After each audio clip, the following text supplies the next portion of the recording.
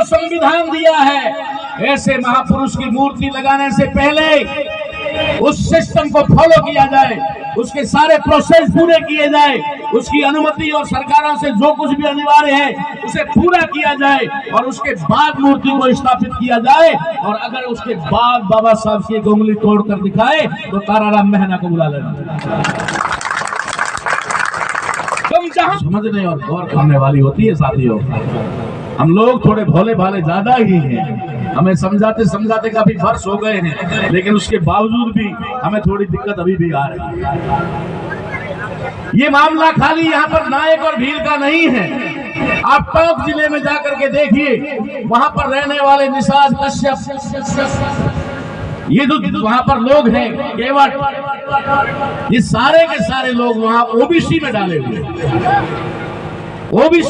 हुए हैं। वे लोग असल में भील हैं, लेकिन उनको ओबीसी का सर्टिफिकेट मिल रहा है। टोंक जिले में, आपके ही बार राजस्थान की बात कर रहा हूं।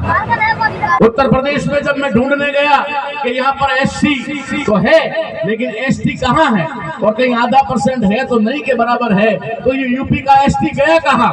तब मुझे फूलन देवी से मिलने का मौका मिला, और फूलन देवी से जब मेरी मुलाकात हुई तो फूलन देवी ने मुझे बताया कि आप कौन है।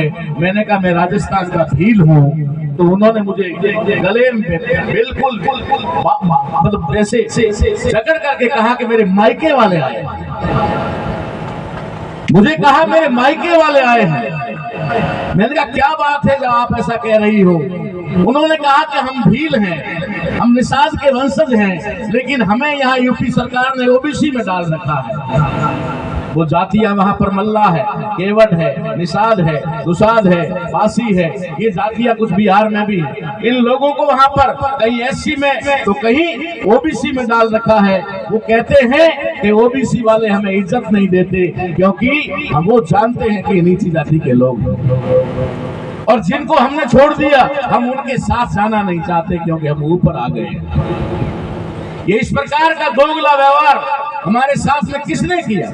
एक बहुत बड़ी बात यहाँ पर आई थी, जो सुनने के लिए आई थी, ये हमें न्याय नहीं मिल रहा, हमें न्याय नहीं मिल रहा।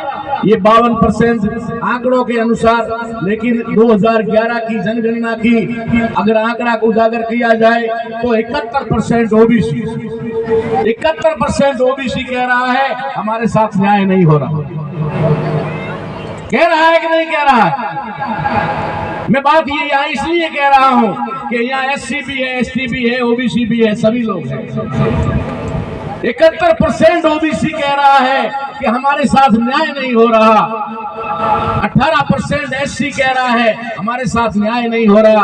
8-8.5% भारत के अंदर रहने वाला शेड्यूल ट्राइब कह रहा है हमारे साथ न्याय नहीं हो रहा।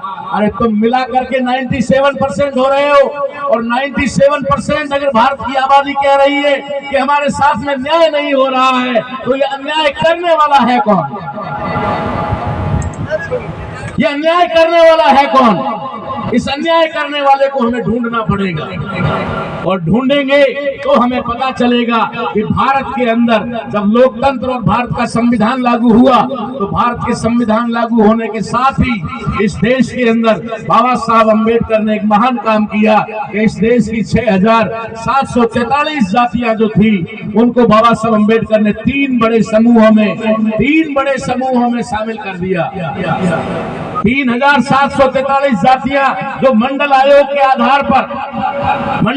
आधार पर जो सर्टिफाइड हुई कि पिछड़ा वर्ग है, अन्य पिछड़ा वर्ग है, जिसे ओबीसी कहा जाता है। 1848 जातियां जिन्हें शेड्यूल कास्ट का सर्टिफाइड है, 1848 जातियां एक सर्टिफिकेट है, लेकिन शेड्यूल कास्ट के लोग और शेड्यूल ट्राइब के लोगों को भी 1152 जातियों को एक सर्टिफिकेट है। ये बाबा साहब अम्बेडकर ने हमारा वर्गीकरण किया, वर्गीकरण करके हमें 3 समूहों में शामिल किया और जोड़ने का काम किया। लेकिन जब आरक्षण के नाम पर ये मामला आया तो उन्होंने हमारे लोगों के साथ में फिर से वही दोगला व्यवहार किया, और जहां वो एसटी थे उनको ओबीसी में डाला, जो ओबीसी के थे उनको एसटी में डाला, उल्टा सीधा करके हम लोगों के साथ में अन्याय किया। ये सारा का सारा खेल इस जाति व्यवस्था के आधार पर है।